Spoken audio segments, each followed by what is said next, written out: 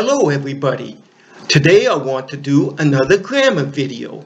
Today's grammar video is on yes, no questions, or how to say est-ce in English.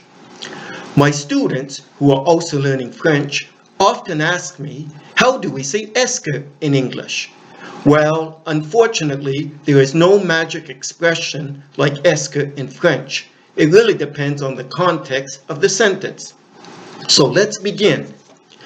Now, most of the time, when using the present tense, if you want to ask a yes-no question, we use this structure. Do plus subject, and the rest of your sentence. Do plus subject. Now, a subject could be a pronoun like I, you, he, she, it, we, they. It could be a name of a person like John or Mary, an animal, a thing, etc. So here are some examples with do asking yes, no questions. Do you speak English? Do you play tennis? Do you like school? Do they take the bus? Those are examples with do to ask a yes, no question. Now watch out. In the third person singular, for example, he, she, it, we use does and not do. For example, does she like pizza? Does he speak Russian? Does it rain a lot in London? In London, England, yes, it rains a lot. Does it rain a lot in London? So again, with he, she, it, third person singular, we ask questions with does, not do. Now, if you want to ask a yes-no question in the past tense, we use this structure, did plus the subject. For example, did you watch TV last night? Did you go to the park after school? Did you go camping last weekend? So when it's in the past, did. Now, very important when you use do, does, or did for asking questions, that the verb after the subject is always the infinitive. Always, without the to. Always the infinitive. For example, we do not say in English, did you eat pizza? No. Did you eat pizza? We do not say, does she speak Russian? No. Does she speak Russian? So again, when asking questions with do, does, or did, the verb after the subject, the one that's giving you the information, is always the infinitive. Always. Now, unfortunately, we have some exceptions to the rules.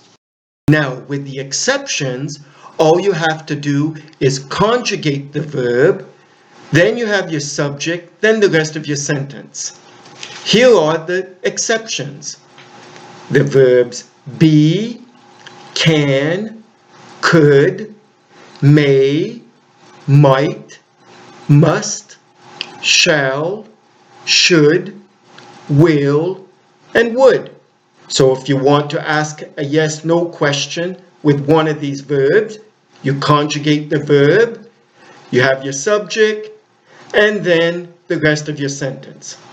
For example, with the verb to be, you could ask, are you happy today? If you want to use the verb to be in the past, you could say, were you at the ball game last night? Were you at the ball game last night? Again, you take your verb to be, conjugated, either in the present or past. Then you have your subject, then the rest of your sentence. Same thing with can. You could ask, can you speak more slowly? Or you can use could and say, could you help me please? A popular question with may in school, may I go to the washroom? So with these verbs, you simply conjugate the verb, you have your subject, then the rest of the sentence.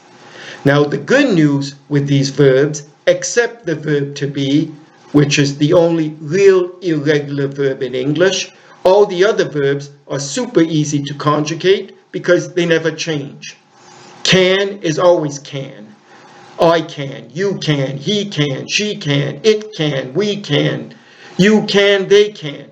Never changes. Same thing with could. I could, you could, he could, etc. The only difficult verb to conjugate is the verb to be, because we do not say I be, you be in the present. We say I am, you are, he is, etc. In the past, I was, you were, he was, etc. So I hope I didn't confuse you there. In either case, if you didn't understand something, just rewind, go back, and listen to it again. I'm also going to include in the info box of this video, below the video, a link to a publication I did before on my blog, which also explains how questions work in English. Yes, no questions, if you want to study upon this even more. So I hope this was a good lesson for you. I wish everybody good luck in their English, of course. So you take care and have a nice weekend, because I'm filming this on a Saturday. Take care.